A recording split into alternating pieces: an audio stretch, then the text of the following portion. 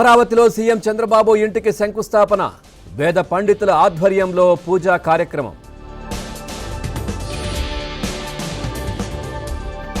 సింగపూర్లో పవన్, చిరంజీవి, మార్క్ శంకర్కు పరామర్శ, ఆరోగ్యంపై ఆరా.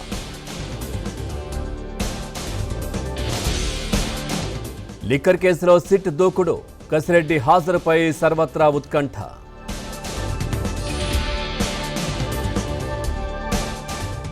ఊడదీయడానికి యూనిఫామ్ అరటితొక్క కాదు, జగన్పై రామగిరి ఎస్ఐ విమర్శలు.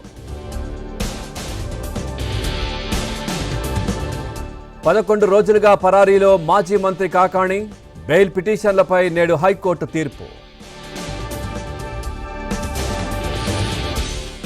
గుంటూరు అవతలి వాళ్లని నరికిపారేస్తాం, మాజీ మంత్రి కారుమూరి రెచ్చగొట్టే వ్యాఖ్యలు.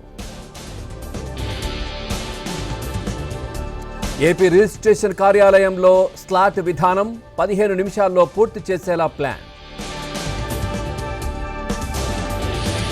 చిత్తూరు జిల్లాలో భారీగా పడిపోయిన టమాటా ధర, రవాణా ఛార్జీలు రావడం లేదంటూ రైతుల ఆవేదన.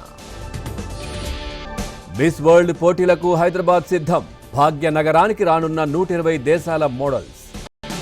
హైదరాబాద్ మోయినాబాద్లో ముజ్రా పార్టీ భగ్నం, భారీగా మద్యం, గంజాయి స్వాధీనం.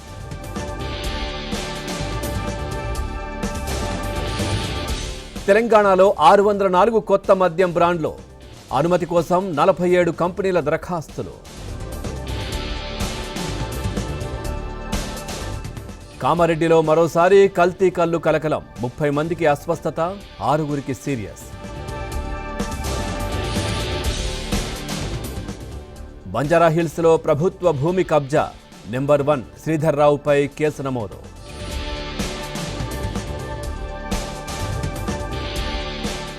అహ్మదాబాద్లో కొనసాగుతున్న ఏఐసీసీ సమావేశాలు, తీర్మానాలకు ఆమోదం తెలపనున్న సిడబ్ల్యూసీ.